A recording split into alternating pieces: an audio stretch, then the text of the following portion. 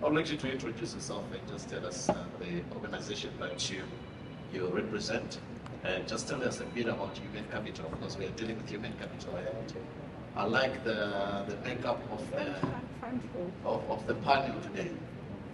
Is this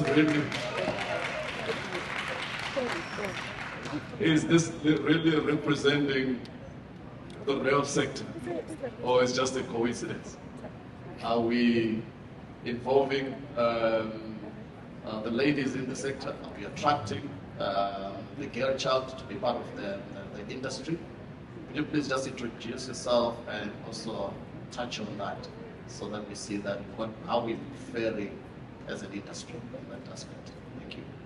Starting here.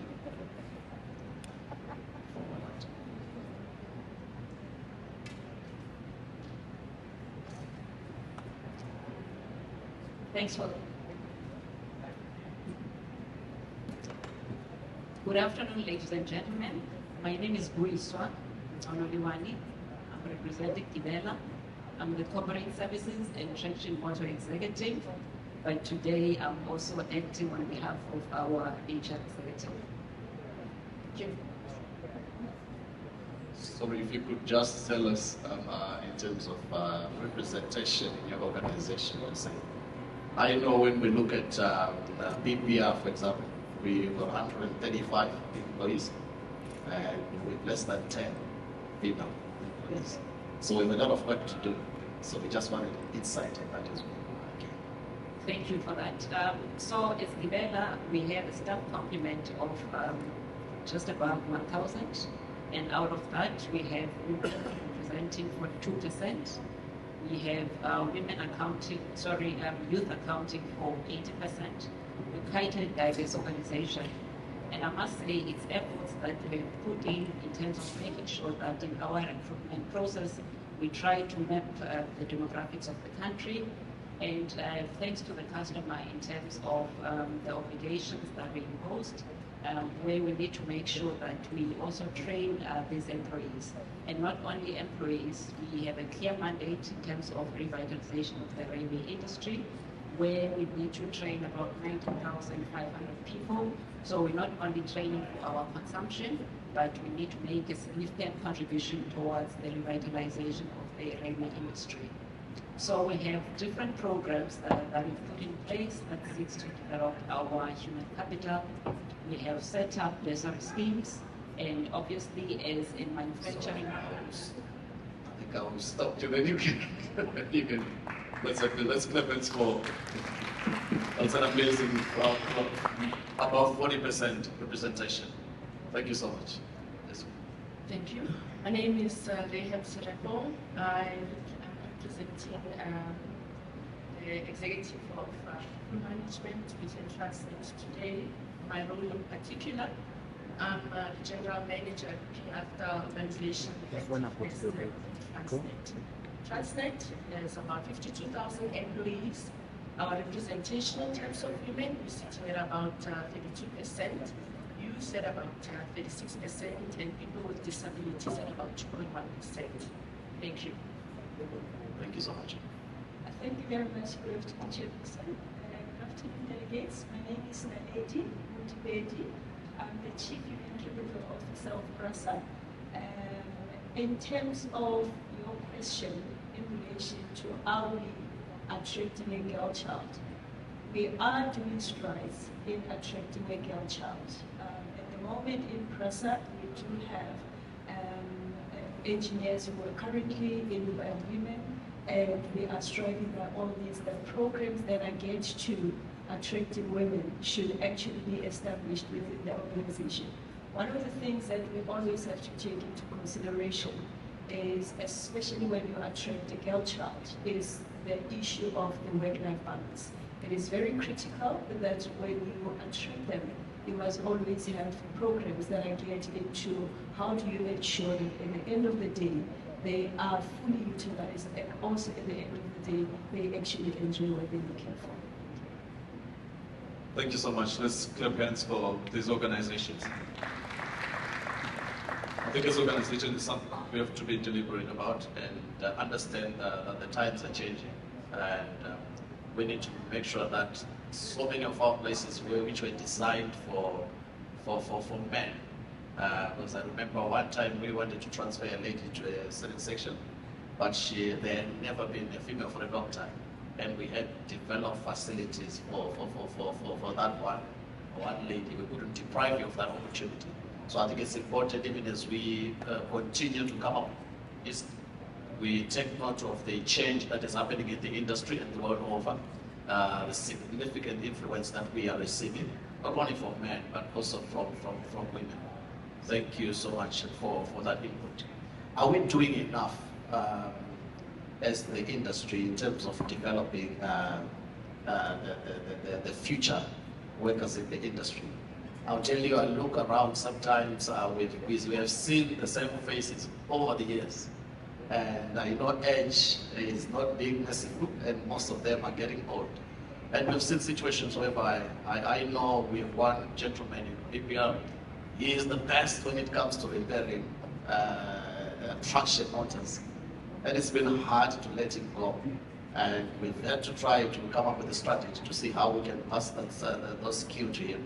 But he's now at 67, going into 68.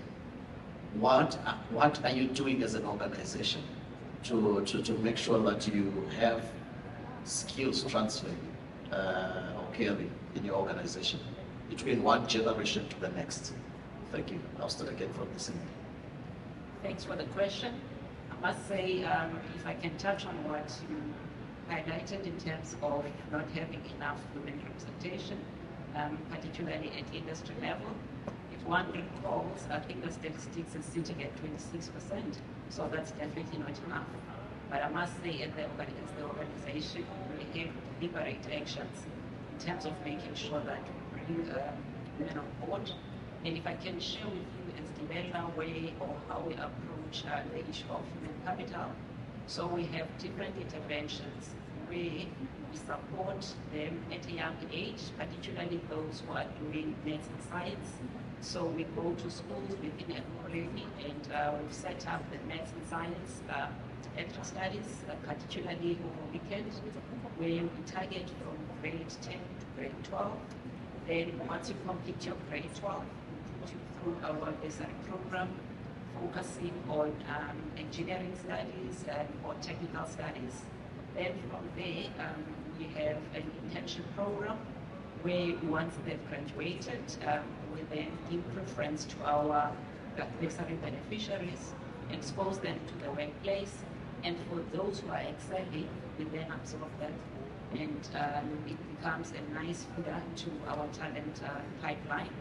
And from there, and especially in the beginning of the project, we had a transfer of technology program, which was led by our majority shareholder, where we identified in the beginning your artisans and your engineers, brought them on board, and we sent them to the Alstom sites throughout the world, where they were exposed and working side by side their peers for them to learn how to design, how to manufacture, and how to maintain trades.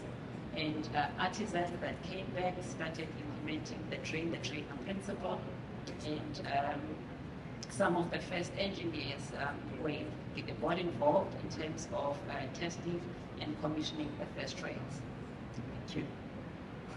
Thank you, Madam Hub, from Transnet perspective.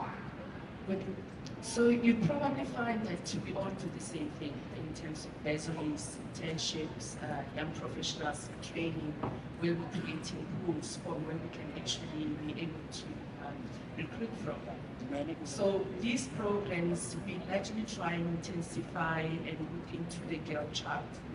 Generally, our engineering environments have always been a male-dominated environment, so we would actually go out to focus and make sure that in the recruitment process, you articulate a certain percentage for a girl child to have that particular opportunity.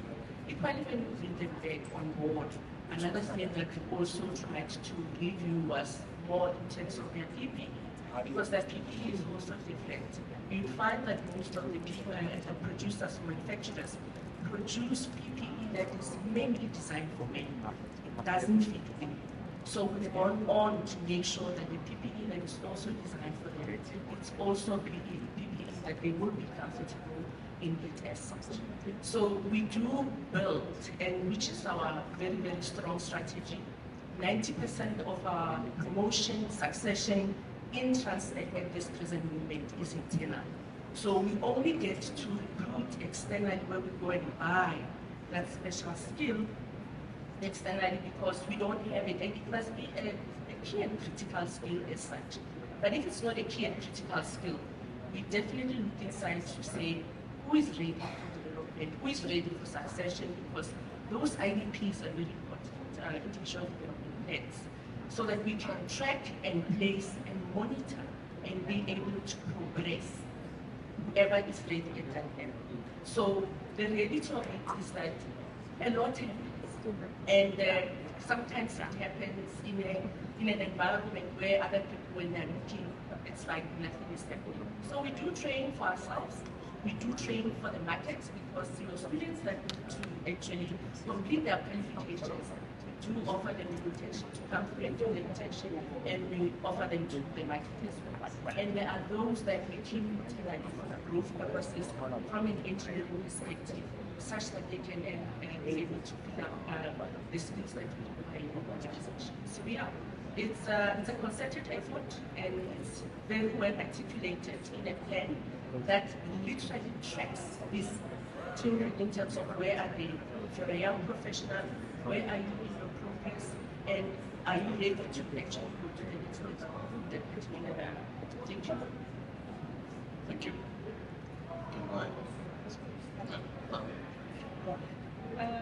Look, from a process point of view, and I think one of the key questions that you asked in relation to are we doing enough? I don't think as an industry we are doing enough. And there's a lot that needs to be done. However, as Rahamir already mentioned, we kind of like are mostly doing the same thing in terms of attracting and all those things. But one thing that we need to also understand, and this is one of the issues that I believe we are very critical. When it comes to the rail industry, most of the learning does not happen in your engineering degree. It actually happens on the job. So one of the key programs that we are trying to do and establish at the moment is that you will then find that a lot of well-experienced guys that have been in the industry for a very long time, they're actually currently exiting. And one of the things when we looked at in relation to for the next 5 years, which skill will be exiting, it's quite a lot of them that will be exiting. So the focus is therefore then how do we ensure that before they actually exit the system, or even after they've exited the system, you can still utilize them so that they can actually mentor and coach these young ones that are actually coming in. Because most of the time they come in, but however, because they do not have that kind of knowledge that they need to do whatever that they're supposed to do. So we've kind of like set up to develop a certain program where they will actually be mentoring and coaching these ones. They can come in their, their qualifications that they have and all those things. However, what happens in the actual job situation, that's where we want them to impact the knowledge so that as and when the time comes for them to take over certain key critical positions, then we do not have a problem of how are they going to take over because you consider them not to be ready in it. So I think to have a concerted effort in relation to those, especially certain critical skills that might not be readily available, they might actually take about 2 to 3 years in the making and all those things. Those are the ones that you need to find means and ways of how do you then support them going forward at the same time. Thank you so much. Insightful, I think, contributions from all of you, and it's exciting to see that I think the model is more or less the same, identifying young skills and also giving them an opportunity, opening doors for some of the disadvantaged youth that are out there and making sure that they at least have an opportunity to be part of these great organizations that you represent. One thing that we are facing as a nation, talking about Zimbabwe, is brain drain. South Africa, is it something that you're not experiencing, or it's something that you, as organizations, are experiencing as well? I can tell you, I mentioned yesterday that Our division is Sierra Leone, feeders and nutrition, 80% are Zimbabweans. And we have the training school, which was very working well. I mean, 10 years ago, not functioning that well. I think you look again in other regional countries, it's the same. The training schools are not working. How are you managing brain drain? Is it something that you're facing as organizations, or you're paying them more that overseas is not attractive? Thank you. I think I'll try to start maybe from the end, Madam Naledi. Look, the issue of brain drain is a global phenomenon. You can never avoid it. But what you need to do is, first and foremost, you need to actually look at your employee from your own value proposition. What is it that you would want to do for them? And what is it that when you say, stay here, and what is it that you're offering? People are no longer looking for, it's not only about money. There's a whole lot of things that actually goes in there. If you look at the current generation, that are currently coming in, they're very diverse in terms of what their needs are for them to actually stay within the company. Some of them, they're looking for, like lately COVID has, forced us into the issue of hybrid and all those things, but it goes beyond that. You can be hybrid, but are you flexible enough for me to actually do the things that you want to do? Same thing in terms of the full-time employment. A lot of people, they go and take flexible, multiple, positions at the same time. So the question is, how do you then distinguish yourself to actually be the one that they would choose to stay with, other than them going and taking somewhere else in relation to them? It's a global thing. The world is a small thing right now. Today they are with you, tomorrow they are in the UK. That's just how it works. And unfortunately, if you do not have anything that you can offer, you are always going to have a problem of you train for the streets. That's how I put it. You train for the street, and it's not going to be enough for you at SARA. Thank you, Madam Mayor. Yes, my lady has said it. The world is a global player, and the youth of today, they are not going to be spending 30 years with us. In 3 months' time, they evaluate and assess, is this an environment that I want to be in or not? They decide and they go. Every now and again, when they come on board, the first question that they ask is, do you have a hybrid work environment? Am I supposed to come to work every day? And these days, very few people actually want to come in to work every day. And yet we know our environment, so they actually require them to be at work. So reality is, what more else do you offer to them that would make you look attractive to them, so that you can actually retain them? So the preparation that we have is extremely important, in that you need to make it clear that the youth is identifiable in the organization, and that they are also accounted for and they can be heard. Because if they are not listened to, and because nobody is listening, they will definitely leave. So it's actually very, very global at this point in time, in terms of where do they want to work? Do they want to do one type of role forever? They do multiple jobs as they actually want, even whilst they are with you at your own environment. Thanks. Thank you. So I think the colleagues have covered the points. I think from my side, I think we need to continuously review our employee value proposition to check if it's still relevant, and also conduct benchmarks to see that if we are still paying in line with the market. And not only that, we also need to assess the culture of the organization and see if it's convenient and everyone has a voice and people are able to give their input. And over and above that, we need to make sure as organizations that people with opportunities for growth. And I think when it comes to talent discussions, which is an exercise that as an organization we've recently gone through, where we're using our 9-box model in terms of identifying the employees with potential and performance. We then look at the entire organization, try to categorize them, and see how strong and what is the depth of our talent. And in areas where we see we have gaps, then we need to put together interventions. So it's an area that you need to keep an eye.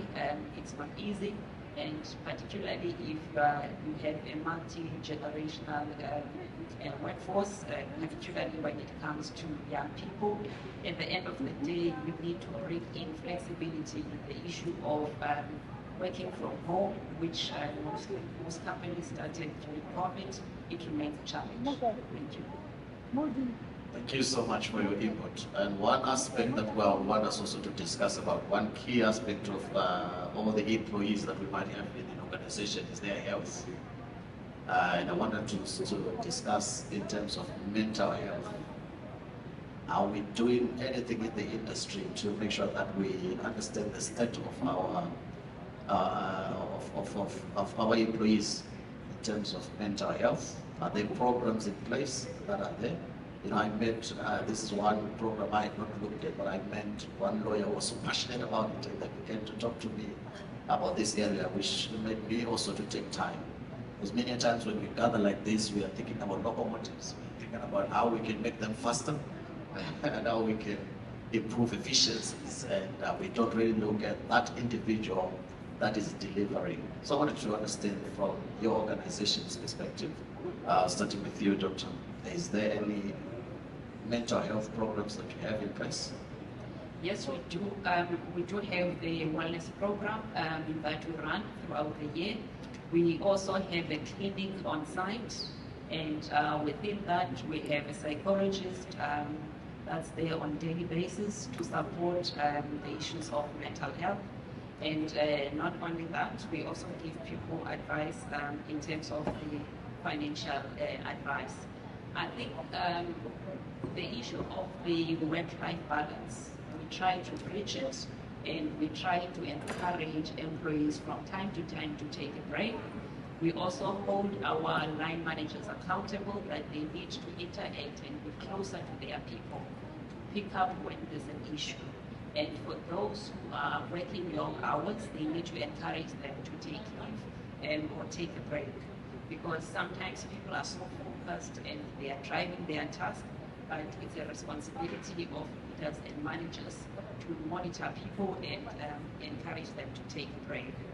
And I think the last point I'd like to highlight relates to the fact that we have now also introduced the coaching sessions for our employees.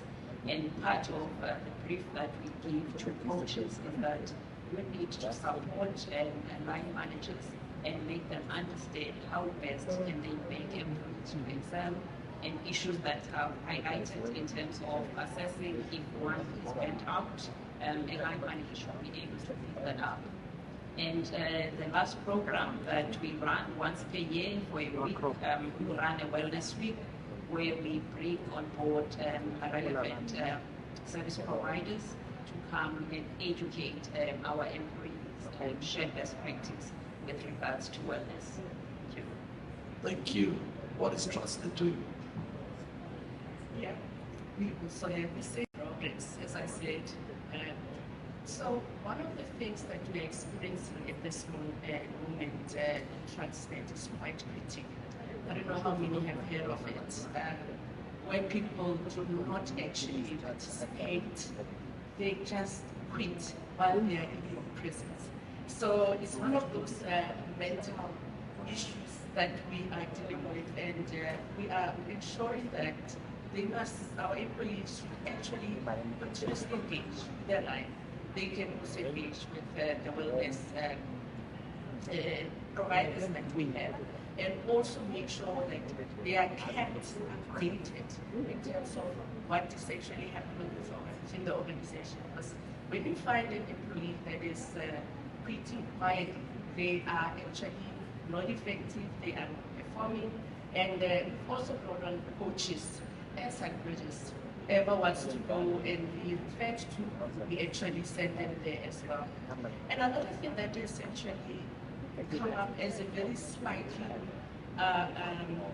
thing that we are seeing as well is the issues around African spiritualism, where in the past we would not necessarily cover them, we would push them aside, we would want to apply our very ways of legalities that we use in terms of our employment laws.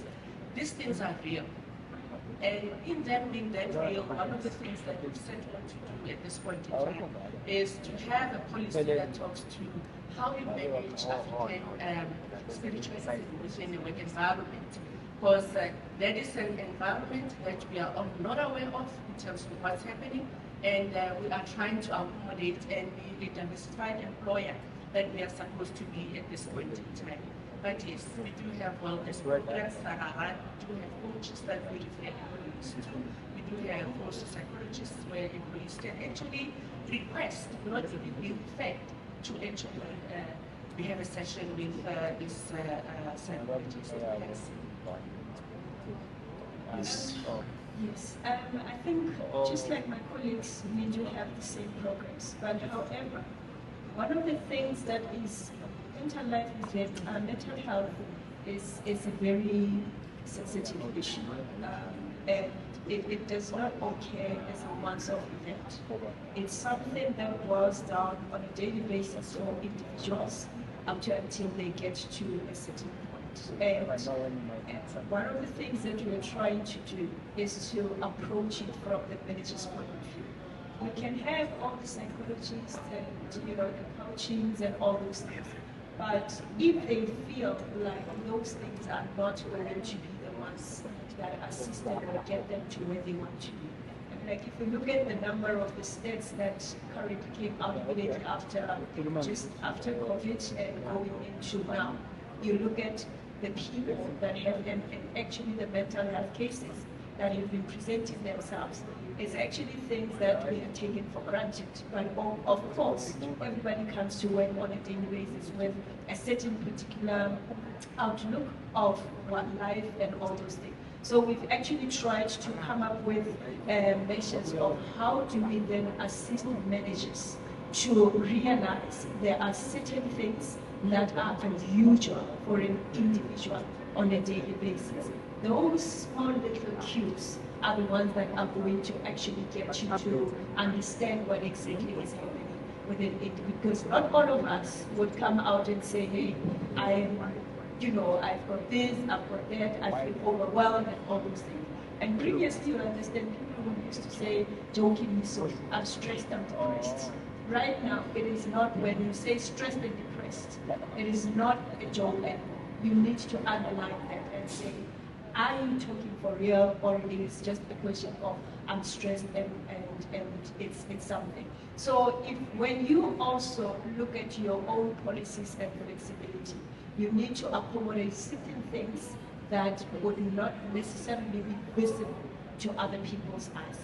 And these are the things that, as time goes on, they would actually assist you in relation to how do you then pick up those small trends that can actually lead to bigger things without you noticing those things. But yes, it's a problem. And if you look at your medical statistics that would normally come in on a monthly basis, you then realize that actually it's spiking. It is not really coming down. What causes it? The number of factors that are actually there, but you need to get down to the root cause of what creates those kind of mental health, whether it's in a home environment or it's a work or it's a combination.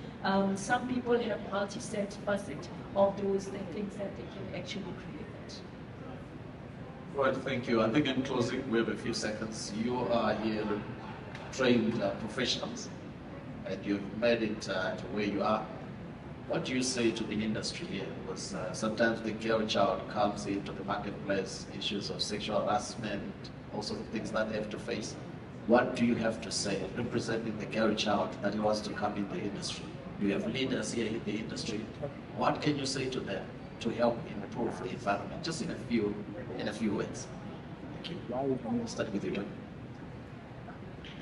I think for me the starting point is to encourage them to get mentors, or if you are able to be a mentor yourself, to guide them and share the journey that you've walked. Because I think sometimes it helps to share your experience, such that if in the process there were difficult times, then someone can avoid them by learning from you. So it's important to make sure that we push for that and encourage everyone to do it. I think for me what's also important is to make sure that at organizational level we do create some networks where women are able to interact and share their experiences, and also engage with management to try and interrogate if some of the policies are they addressing women issues. I always say the agenda for women is much better if it's defined or led by them, and of course men will also give meaningful input. So for young girls, we need to make sure that we mentor and guide them so that we can prepare them for the environment. Thank you. Thank you so much. I think from experience, have a sponsor. It's important. When you get into environments or boardrooms where you find yourself being the only woman on that particular team, try and find a sponsor. It's very important because your sponsor will navigate you. Your sponsor will show you in terms of where to go, how to do things, how to approach, and make sure that that relationship exists. In other environments, it's either called a mentor or a coach, but I always say find a sponsor, because that sponsor will show you around and they will actually take your best interests at heart to ensure that you also succeed. And I also want to say they have a chair and a table on that boardroom. Nothing is impossible, because if you go into those environments, the one thing that you need to know is that you are all having an opportunity and you all can actually make it. Thanks. I think for me, for the industry, it just needs to open up. And from opening up, the girl child is a very, they like to explore. Allow them the flexibility to explore. That's the only time that we're actually going to attract the girl child into the sector. If you don't allow them to explore and you don't open up the industry for them to see what is on the other side, we are going to be talking the same language 10 years to come. And at that time, probably it's going to be generation, I don't know, Generation Z or ZZ. That generation is not going to listen to us. They're just going to take us not seriously at all. Ladies and gentlemen, I think you had the insightful contribution of our esteemed panelists, and I believe that you have picked one or two things. I picked one interesting one in terms of African spiritualism. Is it something that you would put in your programs, or you just say, no, let me ignore that? That's an interesting one, which you have to reflect on, is reality that we are facing, all these issues that we have. And also sometimes I always say, how are we going to measure in future? I was asking them in terms of what the girl child is facing. At some point, we have to measure capacity, not even considering. Or sometimes the moment you say 25% have to be this, it means there is something wrong. You are not addressing the root. You are measuring already by sight, but not by expertise. Because if you acknowledge, in other words, you are acknowledging that there is a problem that you have not solved. Yes, it's a solution to do that, but we need to get to a stage whereby someone walks in, male or female, the same opportunities is given to them. They are qualified, they can do the work, and we should be able to do that. I don't know, I think we are over time by 4 minutes. So I would like to thank the panelists for your contributions. And you are still available for the next hour. I'm sure if there are any questions, people will come to you to get the questions. Thank you. Let's give a hand for the panelists. Thank you.